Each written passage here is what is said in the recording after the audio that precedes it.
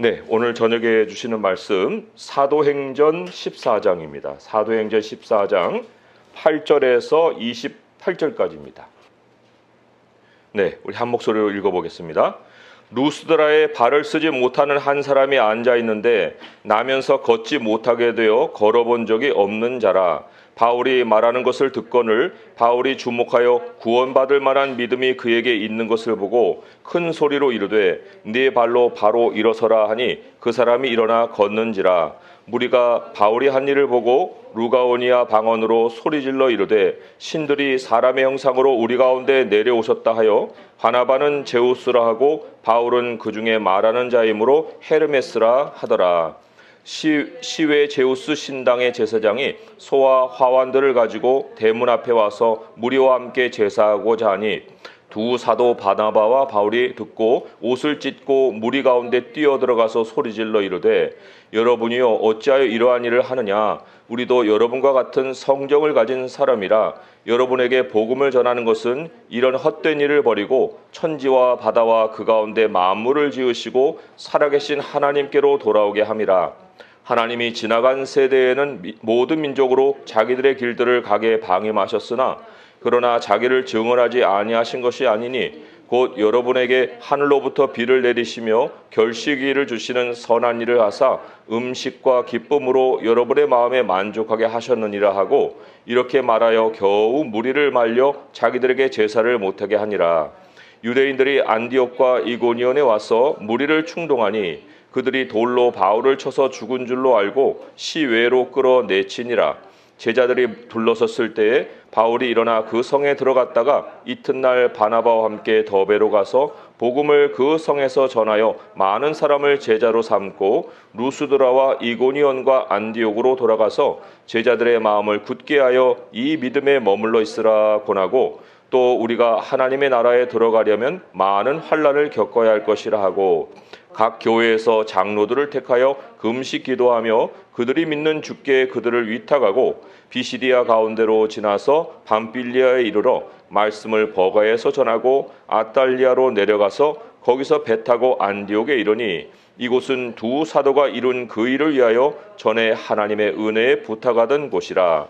그들이 이르러 교회를 모아 하나님이 함께 행하신 모든 일과 이방인들에게 믿음의 문을 여신 것을 보고하고 제자들과 함께 오래 있으니라. 아멘. 오늘 14장 말씀은 사도 바울의 1차 전도 여정을 마무리하는 그런 사건입니다. 그 사건이 어디서 벌어졌냐면 오늘 8절 말씀에 루스드라라는 도시에서예요. 루스드라. 자, 오늘 이 본문을 우리가 주목할 때 루스드라에 발을 쓰지 못하는 사람을 치유하는 사건에 이제 집중할 수가 있어요. 그리고 거기에서 전한 이제 사도 바울의 그 설교 내용에 우리가 좀 중점을 둘 수도 있는데, 그런데 오늘은 좀 다른 관점에서 이 본문을 좀 보려고 합니다. 왜냐하면 이 루스드라에서 지금 사도 바울이 굉장히 안 좋은 일을 겪었을 뿐만 아니라 거의 죽을 상황에 놓였었거든요. 돌에 맞았잖아요. 그런데 여기 돌을 맞고 난 다음에 20절에 보니까 제자들이 이제 쓰러져 있는 바울을 둘러서 있어요.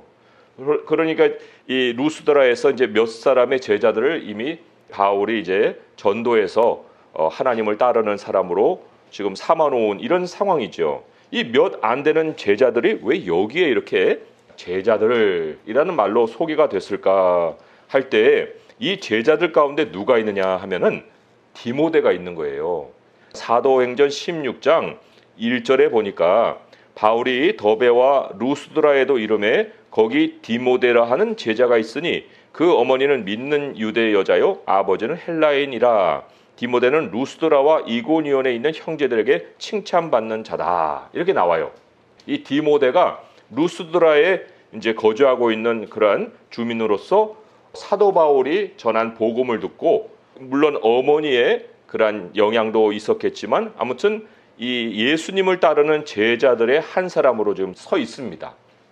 여기 현장에 디모데가 있었다라는 증거를 또 어디서 찾아볼 수 있냐면요. 바울이 마지막에 쓴 서신 디모데 후서예요. 그 디모데 후서에 보면은 디모데 후서 3장 11절에 디모데에게 이런 말을 하지요. 박해를 받음과 고난과 또 또한 안디옥과 이고니온과 루스드라에서 당한 일과 어떠한 박해를 받은 것을 네가 과연 보고 알았거니와. 보았고 알았다 이렇게 얘기하거든요. 그래서 사도 바울이 돌에 맞아 지금 거의 반 죽고 이렇게 쓰러져 있는 것도 디모데가 지금 보았다는 거예요. 그래서 지금 둘러 있는 제자들 가운데 이 디모데가 있다는 걸 우리가 알게 되죠. 이 디모데와 바울의 만남은 바울 사역의 초기에서 이루어진 일이에요. 하나님이 이 바울을 이렇게 사역을 시작하게 하실 때 일찌감치 그 사역을 이어갈 수 있는 제2세대 그 사역자를 붙여주셨다는 거죠. 그때는 몰랐겠지만 하나님의 섭리에 의해서 일찌감치 이제 여호수아가 모세를 따르듯이 이렇게 디모데가 바울 곁에 준비되어 있는 이러한 상황 우리는 만날 수가 있습니다. 참 이 사람의 길을 인도하시는 분은 하나님이시죠. 바울이 과연 루스드라에 계획하고 갔을까? 그렇지는 않은 것 같아요. 왜냐하면 14장 그 루스드라로 가게 된 그 계기가 5절 6절에 이렇게 나와요. 이방인과 유대인과 그 관리들이 두 사도를 모욕하며 돌로 치려고 달려더니 그들이 알고 도망하여 루가오니아의 두 성 루스드라와 더베와 그 근방으로 갔다. 도망쳐 나온 거예요. 긴급하게 뭐 이렇게 치밀하게 계획을 해서 다음은 어딜 가야지 이랬다기보다는 그 돌로 치려고 하는 그 긴급한 상황 속에 이제 도망쳐 나와가지고 길을 가다 보니 길에 그 첫 번째 맞은 그 도시가 바로 루스드라였더라. 그런데 그 루스드라에 누가 준비되어 있었다고요? 디모데가 준비가 되어 있었다는 거죠. 그러니까 상황은 예기치 않게 벌어질 수가 있습니다. 우리들에게도 얼마든지 이런 예기치 않은 상황들이 벌어질 수가 있어요. 그런데 그렇다고 해서 우리가 막 급하게 움직이면 이거 내 삶이 엉망진창이 되는 거 아닐까? 이런 생각을 하겠지만 그러나 그렇게 우리가 살아가는 모든 여정, 경로에는 하나님이 준비해 놓으신 일이 작정돼 있다는 거예요. 참 이게 얼마나 놀라워요. 그죠? 물론 우리가 이 엉뚱한 일을 하다가 그런 황망스러운 일을 당하게 되면 그 다음도 황망스럽고 뭐 하나님이 뭐를 준비해 놓으신지도 모르고 계속해서 혼란 속에 빠져 있을 수 있어요. 그런데 지금 바울은 하나님의 말씀과 동행을 하고 있잖아요. 복음을 위해서 지금 살고 있잖아요. 우리도 그리스도인이라는 신분을 가지고 하루하루를 살고 있잖아요. 그런 상황에서 우리가 복음 때문에 어떤 일을 당하는 거, 우리가 믿음을 지키기 위해서 또 믿음의 길을 지키기 위해서 살아가는 모든 일에서 갑작스럽고 예기치 않은 일들이 벌어질 때 거기에는 하나님의 예비하심이 반드시 그 다음에 있다는 거예요.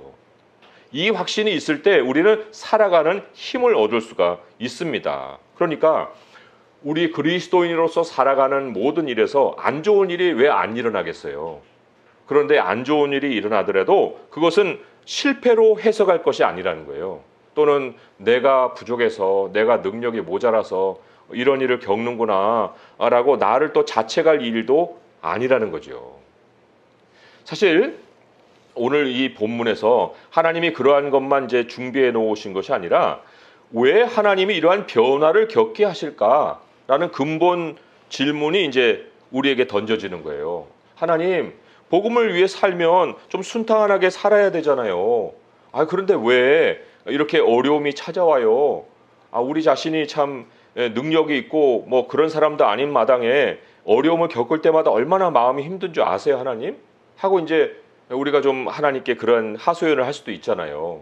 근데 오늘 말씀의 이제 핵심이 하나님의 경륜과 함께 우리에게 가르치시는 핵심이 22절의 말씀이에요. 우리 22절의 말씀 같이 한번 읽어볼까요? 시작.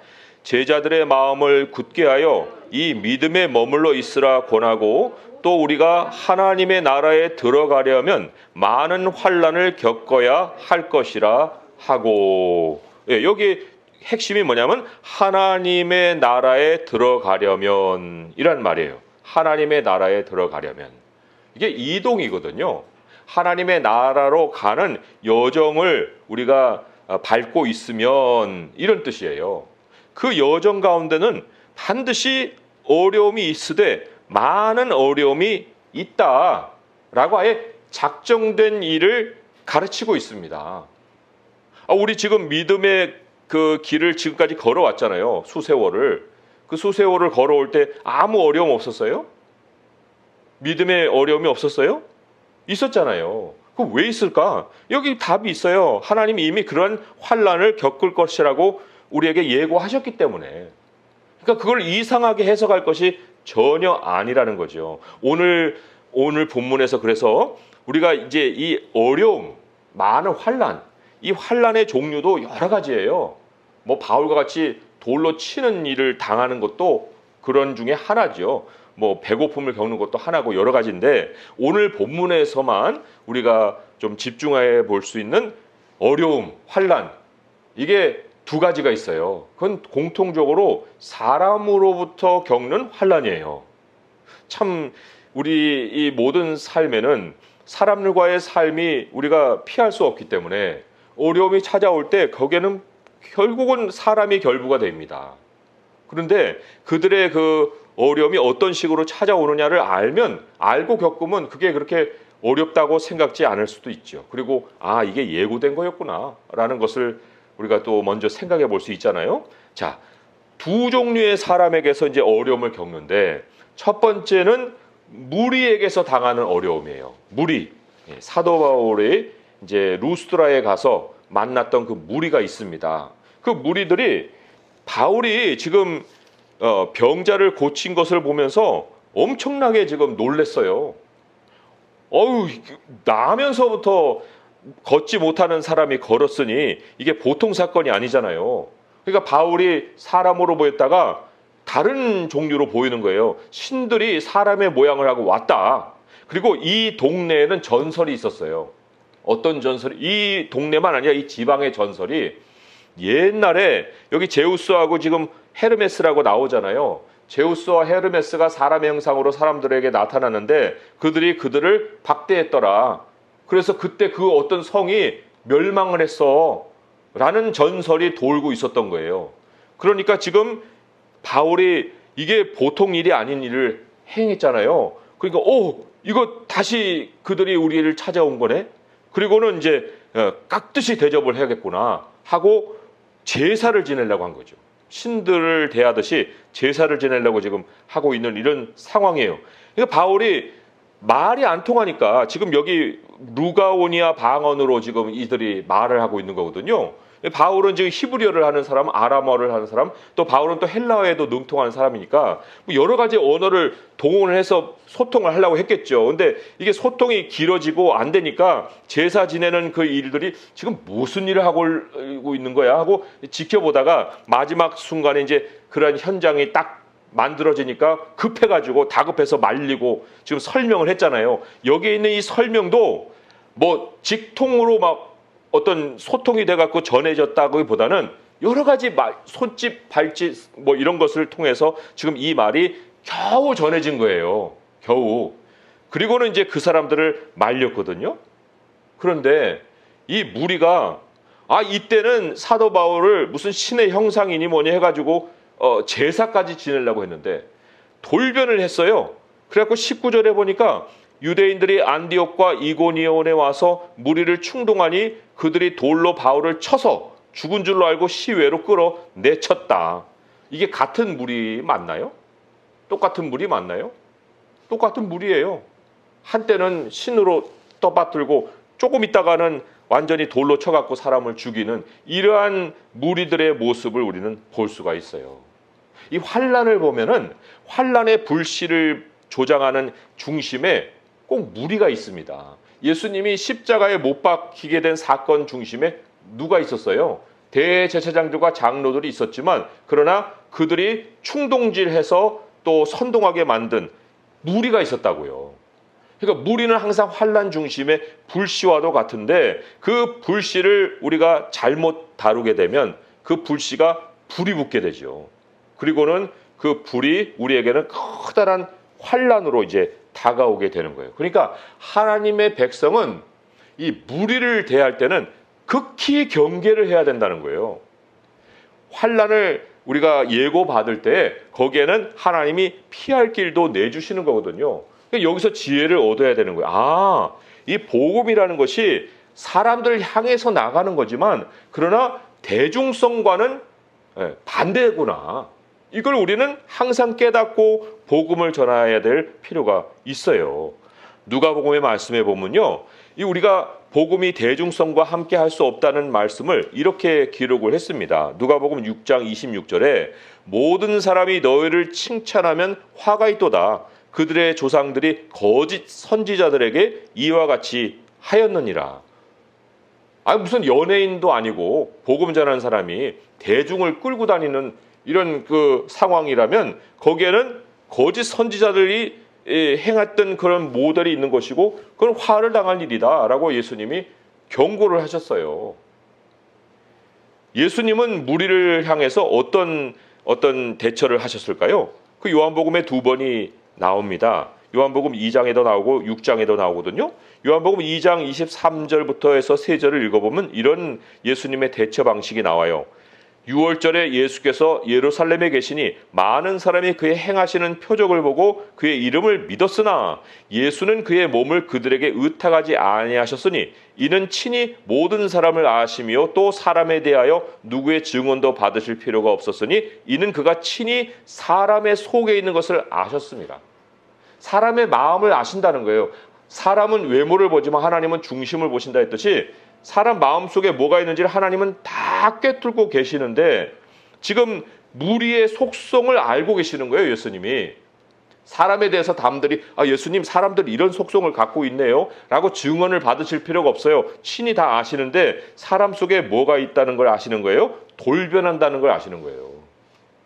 대중성이라는 것이, 인기라는 것이 하루아침에 막 하늘로 치솟았다가 그 다음 날은 땅으로 꺼질 수 있는 이러한 속성을 가지고 있는 것을 예수님이 아신다는 겁니다. 그래서 6장에는 또 하나의 그 대처 방식이 나오거든요. 6장 14절 15절에 예수님이 이렇게 행동하셨죠. 그 사람들이 예수께서 행하신 이 표적을 보고 말하되 이는 참으로 세상에 오실 그 선지자라 하더라. 그러므로 예수께서 그들이 와서 자기를 억지로 붙들어 임금으로 삼으려는 줄 아시고 다시 혼자 산으로 떠나 가시니라. 극히 경계하셨어요, 무리를. 그러니까 사도 바울이 말이 통해가지고 지금 이들이 신들이 뭐 우리에게 내려왔네 하고 막 제사를 지내려고 이런 상황이었으면 그 사람들에게 여전히 머물러서 거기에서 그냥 자리를 하고 있을 일이 아니었다고요. 예수님의 모범을 따라서 그 자리를 피해 나왔어야 되는데 그런데 이제 알아듣지 못하고 뭔가 설명을 하려다 보니까 그 자리에 계속 있게 되었고 그리고는 이제 이런 봉변을 당하게 된 거거든요. 우리는 이 사람들에게 당하는 이 환난을 잘 피하려면은 대중의 인기를 추구해서는 안 됩니다. 우리는 오직 하나님의 뜻을 분별해서 있어야 될 자리에 있는 거예요. 사람들을 향해서 나아가더라도 우리 하나님이 우리에게 기도하라는 것이 있거든요. 전도할 문을 우리에게 열어주소서. 전도할 문이라는 것은 말씀을 선포해야 될 장소와 기회를 하나님이 열어주세요 하고 이제 그렇게 가서 전도의 문이 열린 곳에서 말씀을 전하고 그리고 예수님이 이 동네에서 핍박하거든 저 동네로 피하라 하신 말씀과 함께 오늘 이 대중을 경계해라 이 말씀을 우리가 안다가면 그때 말씀을 전해갖고 막 그냥 인기가 일어나고 막 이런 식으로 막 사람들이 떠받드는 이런 상황이 되면은 피하라는 거예요. 이게 우리가 하나님의 나라에 들어가기 위해서 하나로 마음의 경계심을 삼아야 되는 그 상황이죠. 또 이것이 또한 환난이기도 합니다. 대중성을 얻는 것이 또한 이면에는 환난의 불씨가 타오르고 있다는 걸 우리는 또 보는 거예요. 자, 두 번째 종류의 환난이라는 것은 뭐냐? 집요하게 붙어 다니는 반대자가 있습니다. 사도 바울이 지금 전도 여행 중이잖아요. 그런데 전도 여행을 하는 사도 바울을 뒤쫓아서 핍박 여행을 하는 사람들이 있어요. 그 누구냐면 유대인이에요. 오늘 이 돌로 친 사람들이 누구냐면 유대인들이 선동한 거거든요. 19절에 유대인들이 안디옥과 이고니온에서 왔다는데 이 안디옥과 이고니온과의 루스드라의 거리가 100마일이에요. 160km예요. 160km를 사도 바울이 어디냐 하고 지금 계속 알아본 후로 그 여정을 계속 따라다녀요. 지금 여기만 루스드라만 아니고요. 2차, 3차의 그 기록에 보게 되면 유대인들이 계속 쫓아오는 것을 볼 수 있습니다. 데살로니가에서 선동 일으킨 사람들도 유대인들이고요. 아무튼 집요하게 반대자들이 따라다니고 있는 이런 상황이죠. 이게 사탄의 방해죠. 사람의 어떤 생각으로 일어나는 일이 아니라는 거예요. 우리 그리스도인들에게는 선한 천사, 하나님이 우리를 돌보게 보낸 그 천사들이 동행합니다. 우리는 이 세상이 자연 세상으로만 이루어지는 걸 생각하지만 아니에요. 영의 세상이 항상 공존을 하는데 그 영의 세상이 뭐 어디 있겠어요? 하나님의 나라에 있지만 또 이 땅에도 그 영들의 세상들이 함께 우리하고 공존해서 선한 천사들이 우리를 수호하고 있어요. 그러면 선한 천사들만 있으면 얼마나 다행이에요. 그렇지만 선한 천사가 아니라 사탄도 자기들의 일꾼들을 거느리고 다니고 사탄이 땅에 떨어져 갖고 자기 일꾼 3분의 1, 천사 3분의 1을 데리고 땅으로 내려왔다고 성경에 말하잖아요. 그러니까 우리가 맨눈으로만 볼 것이 아니라 우리 배후의 영적인 세계가 함께 우리하고 공존하고 있다는 것을 생각해 볼 때 이 유대인들이 왜 지금 사도 바울을 뒤쫓아와서 이런 식으로 무리를 충동해 갖고 사도 바울을 돌로 치게 만들었을까요? 그 배후에 악한 영들의 역사가 있는 거예요. 성경이 얘기하는 이 귀신이 뭐냐면 바로 타락한 천사들이거든요. 더러운 귀신이라고도 얘기하고 사탄의 일꾼들이라고 얘기도 하고. 그런데 이들의 속성이 뭐냐? 예수님이 여러 가지 이제 사탄의 그 활동과 귀신의 활동을 얘기해 주신 것이 있는데 그 가운데 아주 명료하게 이들의 속성을 얘기해 주었는데 그게 마태복음에도 나오고 누가복음에도 나오지만 마태복음 12장 37절에 보면 이런 말씀이 있어요. 더러운 귀신이 사람에게서 나갔을 때 물 없는 곳으로 다니며, 물 없는 곳으로 다니는 게 귀신의 속성이에요. 근데 물 없는 곳에서는 우리는 갈증이 나잖아요. 근데 물 없는 곳으로 다니며 쉬기를 구하되, 얘네들은 물 없는 곳이 쉬는 곳이에요. 이 물이 뭐예요? 이게 물질적인 물이 될 수도 있고요. 또 상징적인 물이 될 수도 있습니다. 에덴 동산의 특징이 물이 흐르는 거예요. 강이. 사방으로 물이 흐르는 하나님의 임재가 있는 곳에 물이 있습니다. 그런데 하나님의 임재가 떠나면 물질적으로도 황폐해져요. 물이 없어요. 가뭄이 듭니다. 그러나 영적으로도 이 물을 무엇이 물을 상징하냐면 하나님의 임재예요. 하나님의 성령. 우리의 뱃속에서 성령이 넘쳐나고 흐른다 하듯이 이 물이 없다는 것은 하나님의 임재를 피해 다니는 거예요. 그런데 이 무리들은 빛이 하나도 없는 존재들이잖아요. 여기에 물이 어디 있어요? 이들 안에 성령이 어디 있어요? 그러니까 이들을 충동질하는 것은 일도 아니에요. 무리가 이 귀신의 영향력 속에서 그 역사하는 것은 일도 아니라는 거예요. 그러니 이 사탄이 자기들 혼자서는 할 수가 없으니까 왜 그런 말이 있잖아요. 성경에 자기가 나왔는데 도로 들어가려고 하니까 깨끗해졌어요. 자기 혼자로는 감당을 못해요. 그러니까 7 귀신을 데리고 들어갔고 엉망진창을 만들었다는 성경 말씀이 있잖아요. 마찬가지예요. 사도 바울을 혼자서 어떻게 감당해요? 못해요. 그런데 무리를 동원해서 예수님도 막 대적하려고 군대 귀신이 들어간 귀신을 동원했잖아요. 그런 것처럼 이 무리를 충동해서 이 사도 바울을 공격하고 있는 이 사탄의 모습을 우리가 만날 수가 있죠.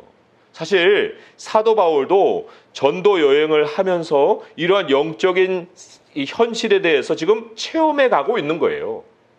전에는 이런 일을 겪지 못하다가 비로소 이 전도 여행 속에 복음과 함께 고난을 받는 것이 이런 거구나 라는 것을 알게 되는 거죠. 그러면 이제 사도 바울이 이 일을 자기가 이제 당했는데, 그러나 당하고 끝나서는 안 되잖아요. 대처를 해야 되잖아요. 그 다음에는 여기 지금 이 루스드라에 두고 오는 제자들도 있고 이들도 대처를 해놓고 와야 되잖아요. 앞으로도 자기가 대처를 해야 되고. 그럼 어떻게 대처를 했을까요? 물 없는 곳으로 다닌다, 이게 실말이에요. 우리 여기서 큰 지혜를 얻어야 합니다. 보면 어떻게 사도 바울이 대처를 했느냐. 23절에 이거는 환난에 대처하는 방식이기도 하죠. 23절을 같이 한번 읽어보겠습니다. 시작. 각 교회에서 장로들을 택하여 금식 기도하며 그들이 믿는 주께 그들을 위탁하였다. 여기 초대교회 장로들은 오늘날의 목회자를 또 의미합니다. 그죠? 말씀을 전하는 자들을 장로들이라고 얘기를 해요. 그러니까 각 교회에 사도 바울이 다니는 곳마다 지금 1차 전도 여행에서부터 얻은 지혜가 그거예요. 야, 말씀 전하는 자를 교회에 세워놓고 와야겠구나. 말씀이 물이거든요. 우리 안에 물이 출렁출렁 이렇게 잘 시내와 같이 흐를 수 있는 것이 말씀이 들어올 때예요. 말씀이 들어올 때 성령이 더 충만해지고 그 성령 충만함이 충만해질 때 우리 안에서 또 말씀이 이렇게 흘러나가고, 그러니까 말씀이 있는 곳에는 이 악한 영들이 역사를 할 수가 없다. 이것을 깨닫고 각 교회 장로들을 택합니다. 그리고 또 하나 한 것이 그들이 믿는 주께 그들을 위탁했다 그랬어요. 그들이 믿는 주께 그들을 위탁했다. 사도 바울이 감당 못해요. 사람은 교회를 세우는 일을 감당할 수가 없어요. 아무리 능력자라도 교회는 그 사람의 능력으로 세워지는 게 아니에요. 그들이 믿는 주께 그들을 위탁하고 사도 바울은 떠나오는 거예요. 그러면 그 주님의 임재가 그 더러운 귀신들을 막아낸다는 거죠. 이게 굉장한 지혜입니다. 그래서 우리도 어떤 환난을 당했을 때 이 환난의 배후에는 반드시 영적인 공격이 있다는 것을 깨닫게 되면 우리들의 상황을 내가 붙들고 막 이렇게 용쓸 것이 아니라 내가 하나님의 말씀 앞에 나를 드러낼 뿐만 아니라 나의 상황을 하나님께 맡겨버려야 되는 거예요. 하나님 이거 제게 아니네요. 하나님의 것이네요. 하고 하나님께 맡길 때 그때에서야 이제 우리는 영적 싸움에서 기선을 잡게 된다는 거죠. 이게 사도 바울이 사람들로부터 환난을 겪어서 얻게 되는 지혜입니다. 다시 정리해 볼까요? 무리는 항상 돌변하기 때문에 우리 복음을 전하는 사람들은 무리의 인기를 얻기 위해거나 대중성을 추구하기 위해서 복음을 전하는 것이 아니다는 거. 그리고 그들이 그렇게 막 우리를 떠받치려고 하는 그 순간이 우리가 떠나나와야 되는 순간이라는 것을 우리가 하나 지혜를 얻는 것이고, 두 번째로는 이 악한 영들이 항상 우리와 공존하면서 우리를 공격하려고 하지만 그러나 우리에게 물이 있으면, 물이 있는 곳에는 그들이 쉬지를 못하니까 우리 안에 항상 물을 채우고 살아야 되는데 그 물이 무엇이냐? 바로 성령 하나님이시다. 말씀으로 우리를 채울 때 귀신의 역사가 우리를 떠난다라는 것을 우리는 여기서 지혜로 얻을 수가 있습니다. 이제 말씀을 맺으면서 우리 정리할 때 하나님이 우리 삶에 여러 가지 변화를 겪게 하시는 것은 우리는 하나님의 나라로 지금 들어가는 중이기 때문에 그런 거예요. 그러나 그 다음은 항상 준비가 돼 있다. 복음으로 살아가는 삶에는 항상 예비된 삶으로의 옮겨짐이 있다. 그리고 거기에 하나님이 만나게 하시고 준비하신 사람들이 우리를 또 연결되어서 하나님의 복음을 이어가게 하시는 일들이 있다. 우리가 여기 26절, 27절의 말씀은 천국에 가서 뒤돌아보면서 항상 이 말씀으로 우리는 또 얘기를 하게 될지도 모르겠어요. 뭐냐면 거기서 배 타고 안디옥에 이르니 이곳은 두 사도가 그 이룬 일을 위하여 전에 하나님의 은혜에 부탁하던 곳이라. 출발이 하나님의 은혜에 부탁한 거예요. 우리 그때 시작할 때 그 하나님의 은혜에 우리 기도했었잖아요. 하고 이제 천국에서 우리가 얘기 나누겠죠. 하나님의 은혜에 부탁하고 난 다음에 그다음에 그들이 이르러 교회를 모아 하나님이 함께 행하신 모든 일, 그렇죠. 하나님이 함께 행하신 모든 일이죠. 그리고 이방인들에게 믿음의 문을 여신 일, 이거예요. 하나님이 함께 하시는 일. 그리고 우리가 이제 길을 가면서 문들을 통과해 가는데 어떤 문들을 통과하냐면 사람들의 믿음이 열린 그 문들, 이런 문들을 통해서 이제 지나온 길을 우리가 뒤돌아보면서 그때를 추억하고 또 이야기를 나눌 때가 천국에서 있을 것입니다. 오늘의 환난, 어려움, 이것을 이상한 일로 생각지 아니하시고 이제 하나님의 나라로 점점 가까이 가는 우리들의 여정이다라는 것을 꼭 기억하시고 하나님께 우리들의 모든 상황을 맡기고 우리 안에 성령을 충만하게 할 수 있는 성도 될 수 있기를 주님의 이름으로 축원드립니다. 기도하겠습니다. 하나님 아버지, 환난은 우리에게 필연적으로 일어날 수밖에 없는 것이 우리는 세상을 통과하여서 아버지의 나라로 가고 있기 때문입니다. 멈춰 있을 때는 더 어려움이 있지만 이동할 때는 주님이 예비하신 것을 우리가 찾을 수 있사옵고, 또 하나님께서 그 모든 것을 믿음의 문을 통과하게 하시면서 아버지 하나님이 영혼을 구원하시는 일도 우리 주님과 함께 동역하며 경험하게 될 줄 믿습니다. 아버지 하나님, 이제 우리의 삶을 깨끗하게 또 정돈하게 하시고 우리들의 삶을 물로 가득 채울 수 있도록 하여 주시고, 대중성을 또한 쫓지 않게 하시며 우리 하나님께서 주신 믿음의 말씀, 진리의 지혜를 가지고 우리 주의 복음과 함께 움직이며 주님의 나라까지 온전하게 갈 수 있도록 인도하여 주옵소서. 우리 주 예수 그리스도의 이름으로 감사하며 기도합니다. 아멘.